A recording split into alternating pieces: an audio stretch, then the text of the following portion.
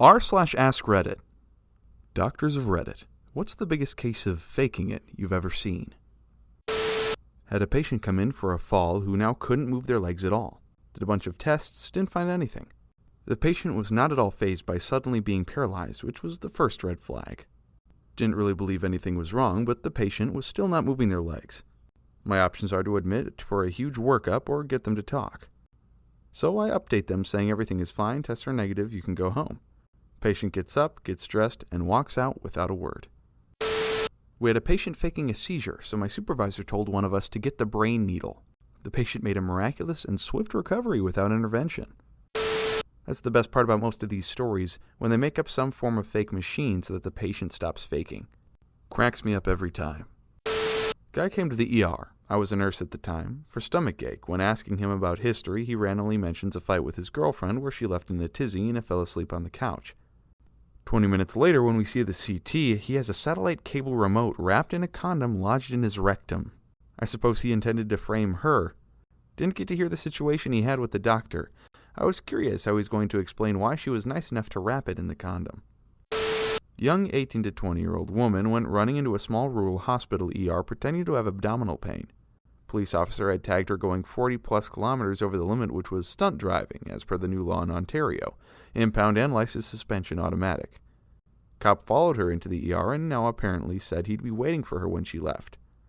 Locum staff, such as myself, were housed at a small B&B about 15 minutes away, and the ER had pre-printed order sets to be done before we arrived.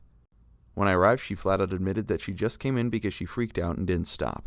I told her we'd give her 45 minutes to call her parents or family before I booted her. Except BHCG came back positive, and subsequent ultrasound came back showing extremely early ectopic. Officer figures out something is up when he hears air ambulance call come in over radio. She was completely asymptomatic and just worked out that she dodged both charges and a life-threatening issue by accident. It was definitely a WTF moment. Edit. Well, this blew up overnight. I got a few messages. A little more info. Small rural hospital in northern Ontario often service areas from more than an hour's drive away and still only have a catchment area of 2,000 to 3,000 people. When on call, it was just that. We would do our days in a community clinic, then maybe hospital rounds, then go home and be on call. We wouldn't be at the hospital. There wasn't an on-call room where you would stay, for example. There were lots of times that you'd go a full night without being woken up, or maybe just a call from the acute care inpatient wing. Locums were short-term contracts for places that didn't have full-time medical staff for whatever reason. It's hard to attract clinicians if you don't even have broadband internet in the community. They generally pay very well. Ectopic pregnancies are nuts. My mom almost died from one before my time. Her only symptom for weeks was horrible shoulder pain. Physical therapist here. Working mom comes into the clinic with her infant in a stroller. She's limping like she's got a nail in her foot. Wincing in pain and tears in her eyes, she's crying during her visit with the PT. None of us think she's faking it. She limped out of the clinic. I glanced out the window and saw this woman bounding down the sidewalk. Hip swaying, full stride, going places. We were all fools. Sort of along the same idea. Working at a pharmacy, we saw a guy come in to try and get a refill on some pain meds that had no refill. After pleading that his ear really hurt, we told him again we couldn't refill it.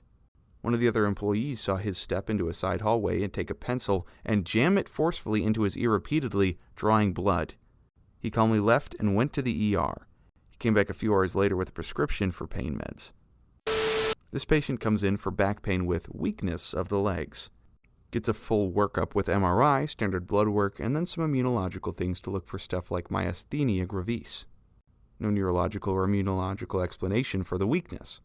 Patient is seen by physical therapy, and they're of the opinion that the patient is holding back intentionally.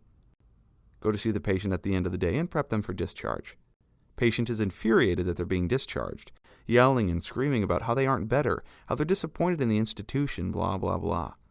They said one particular thing that still clearly stands out 3 to 4 years later.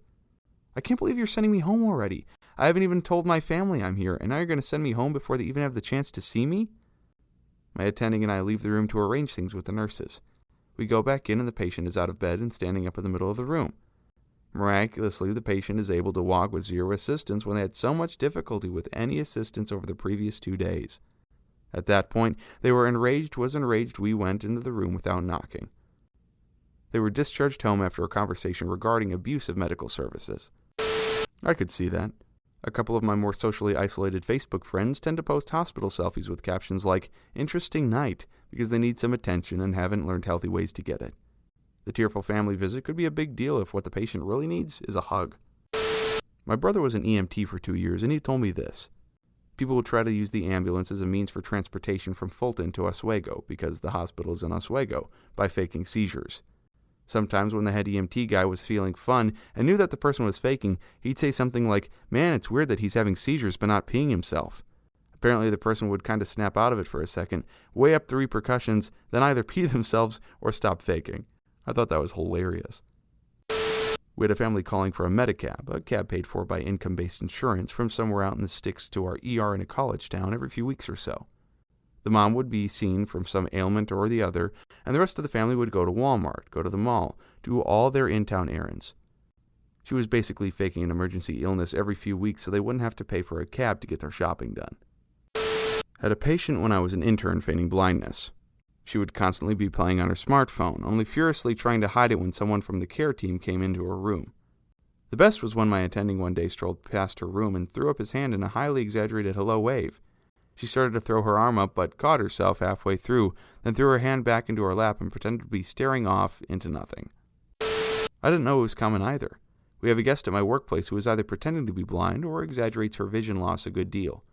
She once yelled out to me specifically across a room. I was standing near 3 other employees of similar height and build, all wearing the same uniform. Everyone has a story about her. A friend of mine likes to stick out her hand for a handshake when people come in feigning blindness. Nearly all of them instinctively meet her handshake. It's great to watch. Edit. I am very much aware of the different types of visual deficits. Thanks for your concern. A patient claimed to have all kinds of illnesses and would cough every minute or so. Have you ever tried coughing when you don't need to? It's like a normal cough, but you take the subwoofer away. Now imagine that, but 10 times more fake. Take the subwoofer away. Damn, it really makes sense when you put it like that. I cough as a nervous tic. It's always been something I've been embarrassed of, but I figured it was pretty inconspicuous. I remember when I finally got the courage to tell my friends I have a nervous tic, and I'll never forget they said, "Is it the coughing?" We figured there's no way you could have cough for 2 years straight. Also, they do sound pretty fake. Sometimes my friends will tease me by doing an equally fake-sounding cough right after I do. I once saw a patient who had been faking paralysis of the legs for years, used a wheelchair, never walked, etc. Old records showed extensive imaging, neurology consults, and other tests that proved the patient had full function of all extremities.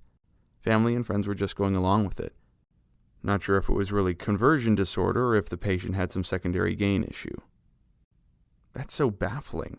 I'm a part-time wheelchair user, and I don't know why anyone would choose to make the world more inaccessible to themselves. Nurse for an ophthalmologist here. Had a 21-year-old new patient claiming to be completely blind from a sudden and severe glaucoma diagnosis from a previous unknown doctor. Would feel around while walking, tried to keep his eyes rolled back into his head, the whole 9 yards. He said he is a famous YouTube rapper that is now unable to make videos or earn a living. I exclaimed to have heard of him before, and very excitedly asked him to search and show me his YouTube channel on my phone so that I could subscribe. He took my phone out of my hand and effortlessly found the YouTube app and typed away in the search bar. Oh, and, of course, his eyes were back to normal and focused. Had a patient who had been in and out of the hospital throughout her pregnancy with episodes of heavy bleeding. This was her 6th baby, so she was a fairly well-known patient in our unit. The issue was that no one had ever seen her actively bleeding. She'd call saying that she had bled down the toilet but flushed it, and all the examinations we did came back completely normal with mostly no evidence of any bleed whatsoever. On occasions during speculum examinations, we'd see the smallest amount of blood. I was caring for her during a shift where she yet again called to say she was bleeding, walked into her room and found her jabbing around her vagina with a sharp object to make herself bleed. She had been doing it the entire pregnancy. The reason she gave, because she had 5 noisy children at home, needed some rest, and knew we wouldn't admit her to the hospital if it wasn't for a good reason. She would do it any time her being discharged home was mentioned. We ended up having to complete a perinatal mental health referral and consult with the safeguarding midwives as she was putting herself and baby at risk of serious harm. Edit. So this got a lot more attention than I ever expected. There's a lot of questions regarding birth control and questioning her parenting, so thought it would be best to add an edit. This patient was not by any means a benefit seeker. They were a hard-working and loving family that had full-time jobs. She had been booked in to have her tubes tied, but found out a week before the procedure that she was pregnant with this baby. She just couldn't cope during the pregnancy and became very mentally unwell. She did not realize the implications or understand the face that she was causing massive harm to herself and her baby. She was referred to our perinatal mental health team and treated for psychosis. They also had a lot of input after she had her baby. She ended up having a C-section and was sterilized at the same time at her request. By all accounts, she is doing very well now. Also, thank you very much for the silvers. One time my roommate, who was an ICU nurse, came to see one of my indoor soccer games. During the game, a player on the other team went down hurt and started screaming in pain and swearing and rolling around while holding his ankle before he was eventually helped off the field. He then limped over to where the fans sat and watched the rest of the game brooding in silence before he left early. After the game, my roommate told me he was going to go over and see if there was anything he could do to help until he saw that the guy was limping on the wrong leg. Ophthalmology technician. People pretend to be blind all the time. Go to check their eye pressure with the Tonopen, a device you poke them directly into the eye with, and they go, "What the fuck is that thing?" When I worked family practice admin, the clinic I was working in was A, in the country, and B, had been passed along through various doctors over the years, starting from about 1960. Holy God, the old tonometer they had looked like something from the Middle Ages, and the general opinion of the clinic was that it doesn't get used anymore. It was like a museum. The previous doc never got rid of anything, so he had drawers filled with metal aniscopes and things. Obligatory not a doctor. I'm a nurse. We had a guy who had to come in every 3 months to get a medical certificate to say he couldn't work at his retail job due to severe disabling back pain. He was receiving large amounts of insurance money for this condition. After the doctor had done his usual examination and questions and signed it off, the guy asked the doctor to check his shoulder, which doc does, and asks how he injured it. Guy says playing rugby for a competitive team. Really, says the doc. How long have you been playing for them? Guy's been playing and training the whole time. Doc puts this info on insurance form. Doc loses his shit in the staff room laughing. Next week, the patient loses his shit in reception because his insurance has been canceled. I'm a nurse, but not a doctor. I had a patient who worked in a hospital, janitor, so he knew enough to fake a bit. He was seeking pain meds, complaining of chest pain, wanting morphine. He was worked up for everything cardiac and was fine. Then he tried to claim GI discomfort when he was being discharged. Cleared again for everything. Fake chest pain again, cleared again. Now he's my patient. I'm a new face. He's telling me he's having abdominal pain. I called the doctor, knowing this guy's history. He says he'll be up to see him soon. The patient wants a ginger ale, some stomach ache. I decide to go to lunch. My coworker comes into the lunchroom, disgusted. This guy had taken a dump in the basin and then dumped the ginger ale over it and tried to tell her he had fecal vomiting. He obviously needed dilaudid right now for the pain. I walked into his room and sure enough, a pile of shit and a puddle of ginger ale. I told him I'd have to take away his food and drinks and we'd have to put an NG down. Suddenly he changed his tune. He admitted to faking it. Why do these people do what they do? In the story, opioids. ER nurse. Bringing a patient back to a room who said he had kidney stones. I had him stop at the bathroom and get a urine sample. Dude comes out with a specimen cup literally has a piece of concrete in it. Looked him in the eye expecting some sort of joke. He was serious.